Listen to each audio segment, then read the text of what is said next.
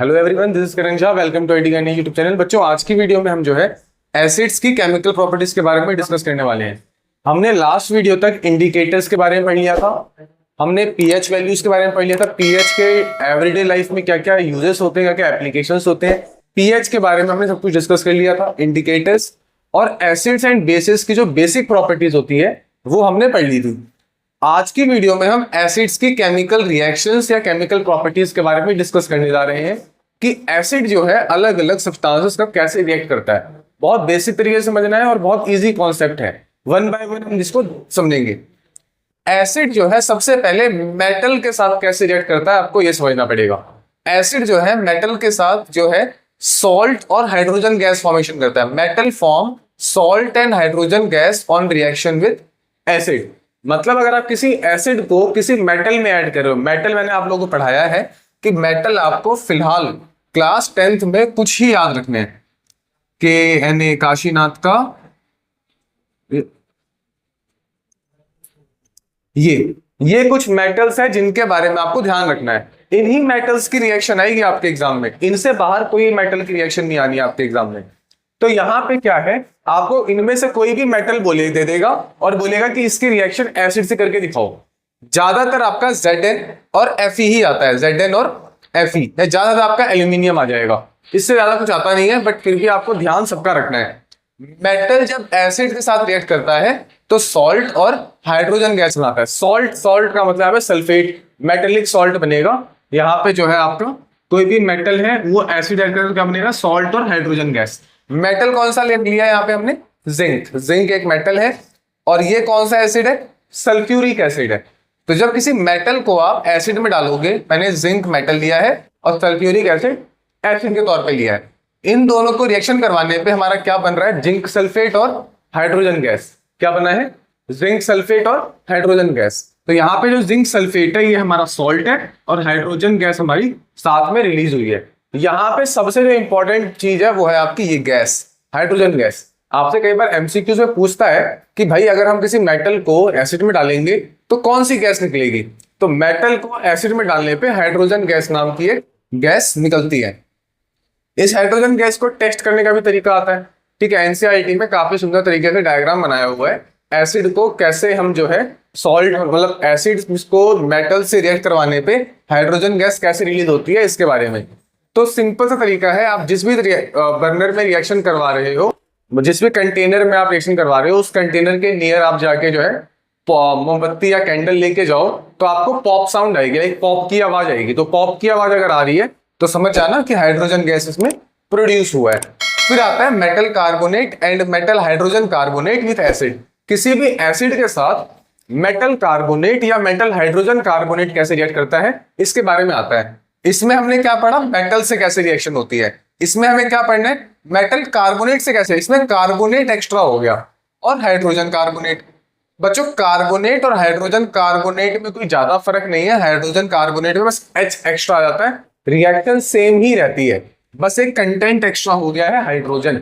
Reaction बिल्कुल same होती है, जो कार्बोनेट की रिएक्शन है वही हाइड्रोजन कार्बोनेट की भी रिएक्शन होती है, ठीक है। बस क्वांटिटी और कंटेंट का फर्क हो जाता है बैलेंसिंग के टाइम पे, बाकी और कोई ज्यादा फर्क आता नहीं है। इसमें क्या होता है, यहाँ पे हमने कोई भी एसिड लिया, एसिड के तौर पे हमने क्या लिया है, हाइड्रोक्लोरिक एसिड। हाइड्रोक्लोरिक एसिड में जब हम सोडियम कार्बोनेट, यहाँ पे कार्बोनेट को हम CO3 से लिखते हैं, कार्बोनेट को कैसे लिखते हैं, CO3, और बाई कार्बोनेट को HCO3, ठीक है। बाई कार्बोनेट आपका हाइड्रोजन कार्बोनेट होता है, इसको आप HCO3 लिख सकते हो, और कार्बोनेट आपका CO3 होता है, इसको आप CO3 लिखोगे सिंपल।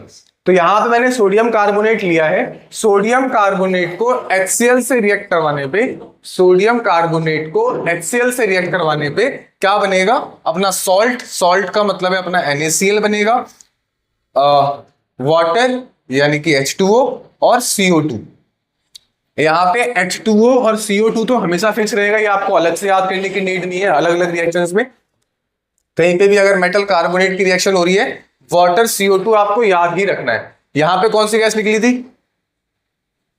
हाइड्रोजन गैस निकली थी। यहां पे कौन सी गैस निकली है, कार्बन डाइऑक्साइड गैस निकली है। तो यहां पे हाइड्रोजन गैस निकली थी और यहां पे कार्बन डाइऑक्साइड गैस निकली है। तो यहाँ पे गैसेस आपको याद रखना है, कौन सी रिएक्शन में कौन सी गैस निकलती है। मेटल के साथ जब रिएक्शन हुई थी तो हाइड्रोजन गैस निकली थी।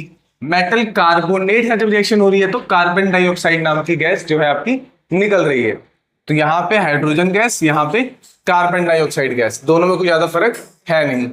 अच्छा, ये कार्बन डाइऑक्साइड गैस को चेक करने का तरीका क्या है, ये भी क्वेश्चन आता है कि जैसे हमने हाइड्रोजन गैस को टेस्ट करने के लिए पॉप साउंड टेस्ट किया था, वैसे ही ये कार्बन डाइऑक्साइड चेक गैस निकल रही है, ये क्या चेक करोगे।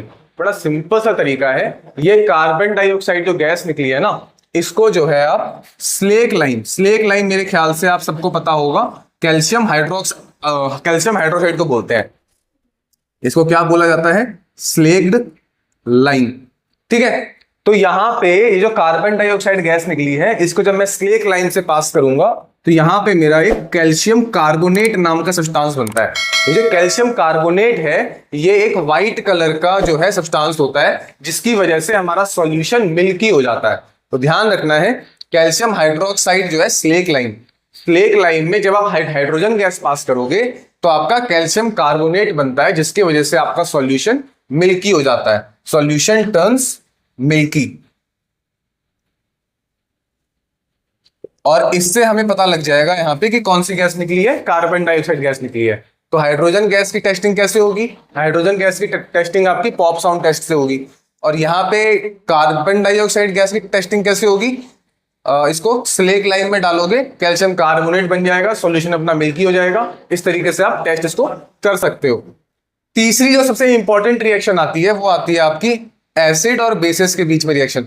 बच्चों ये वाली रिएक्शन, मेटल कार्बोनेट वाली रिएक्शन बहुत इंपॉर्टेंट है, मैं इसको इग्नोर मत करना, आप लोग इसको बहुत अच्छे से समझना, इसके 2-3 एग्जाम्पल और लिख लेना। ठीक है, बहुत इंपॉर्टेंट रिएक्शन है, इसको 2-3 बार देख लेना जरूर पेपर से पहले। यहाँ पे एसिड और बेसिस आपस में कैसे रिएक्ट करते हैं, तो एसिड और बेसिस जब आपस में रिएक्ट करेंगे तो वो सॉल्ट और वाटर बनाएंगे। ठीक है, एसिड और बेसिस जब आपस में रिएक्ट करेंगे तो वो सॉल्ट एंड वाटर फॉर्म करेंगे। यहाँ पे ये सॉल्ट है और ये वाटर है, तो ये सॉल्ट और वाटर फॉर्म करेंगे, ध्यान रखना है आपको। इस प्रोसेस को हम जो है न्यूट्रलाइजेशन रिएक्शन भी कहते हैं। न्यूट्रलाइजेशन रिएक्शन का कहने का मतलब क्या है, यहाँ पे एक तरफ एसिड है, यानी कि एक तरफ कुछ भी मान लो आप, नेगेटिव पॉजिटिव, एक तरफ नेगेटिव है और एक तरफ पॉजिटिव है। तो अगर आपने -5 को +5 से ऐड किया तो क्या बनेगा, 0 बनेगा। तो 0 क्या होता है, 0 ना नेगेटिव होता है ना पॉजिटिव होता है, न्यूट्रल होता है। वही सेम कहानी यहाँ पे भी है, एक तरफ एसिड है और एक तरफ बेस है, तो दोनों चीजें अपोजिट है, जब दोनों मिलेगी तो क्या बनेगा, 0। 0 का मतलब न्यूट्रल, जो न्यूट्रल का मतलब ये जो बना है ना, ये ना तो एसिड है और ना तो बेस है। बड़ा सिंपल सा कॉन्सेप्ट है बच्चों, एसिड और बेसिस दोनों अपोजिट चीजें होती है, जब ये मिलेगी तो जो चीज, जो नया प्रोडक्ट बनेगा अपना, ये ना तो एसिडिक होगा ना तो बेसिक होगा, न्यूट्रल होगा। ये क्या होगा आपका, न्यूट्रल का मतलब नीदर एसिडिक नॉर बेसिक, मतलब ना तो ये एसिडिक होगा ना तो ये आपका बेसिक होगा। बड़ा सिंपल सा कॉन्सेप्ट था, कोई इसमें मुश्किल की बात नहीं है। वही यहाँ पे लिखा हुआ है, when an acids combine with base, जब हम किसी एसिड को बेस से कंबाइन करते हैं, रिएक्शन करवाते हैं, it leads to the formation of the salt and water, इससे हमारा सॉल्ट और वाटर का फॉर्मेशन होता है। बड़ा सिंपल सा कॉन्सेप्ट है कि जब भी एसिड और बेस रिएक्शन करेगा तो इससे क्या बनेगा, सॉल्ट एंड वाटर का फॉर्मेशन होगा। This reaction is called neutralisation. इस रिएक्शन को हम न्यूट्रलाइजेशन रिएक्शन कहते हैं, क्योंकि इसमें जो प्रोडक्ट बन रहा है वो न्यूट्रल है, क्योंकि एसिड और बेस अपोजिट चीजें होती है, वो मिलेगी तो हमारा एक न्यूट्रल प्रोडक्ट हमारे सामने आएगा। इसका एग्जांपल हमने लिया हुआ है यहाँ पे, HCl और NaOH। HCl अपना एसिड होता है, NaOH अपना बेस होता है। तो जब ये एसिड बेस से रिएक्ट करेगा तो ये NaCl और H2O बनाएगा। NaCl क्या होता है आपका, सॉल्ट होता है, और H2O क्या होता है, वाटर होता है। तो NaCl सॉल्ट है, H2O वाटर है, तो ये सॉल्ट और वाटर का फॉर्मेशन यहाँ पे अपना हो जाएगा। फिर आता है metal oxide with acid, metal oxide with acid. तो यहाँ पे जब कोई मेटल ऑक्साइड रिएक्ट करता है, अच्छा यहाँ बच्चों एक चीज आपको याद रखनी है, मेटल ऑक्साइड जो होता है अपना, ये बेसिक नेचर का होता है। ये जो मेटल ऑक्साइड है अपना, मेटल ऑक्साइड अपना बेसिक नेचर का होता है। तो ये बेस जब एसिड से रिएक्ट करेगा, तो जैसे मैंने अभी आप लोगों को बताया कि अगर एक चीज बेस है और एक चीज एसिड है तो आपके सामने सॉल्ट और वाटर बनेगा।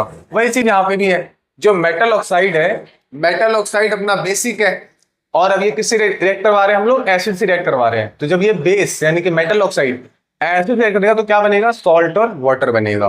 मैं दोबारा बोल रहा हूं, मेटल ऑक्साइड एक बेस होता है। मेटल ऑक्साइड क्या होता है, एक बेस होता है। तो जब ये बेस किसी भी एसिड से रिएक्ट करेगा तो वो सॉल्ट और वाटर बनाएगा। ये भी न्यूट्रलाइजेशन रिएक्शन ही है, ठीक है। बस इसमें हमने थोड़ा सा एक रिएक्टेंट ऑक्साइड की फॉर्म में लिया है, मेटल ऑक्साइड।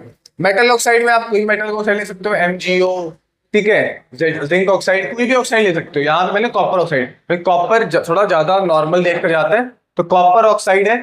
कॉपर ऑक्साइड को जब आप हाइड्रोक्लोरिक एसिड के साथ डालोगे, कॉपर ऑक्साइड को जब आप हाइड्रोक्लोरिक एसिड डालोगे तो क्या बनेगा, कॉपर क्लोराइड बनेगा।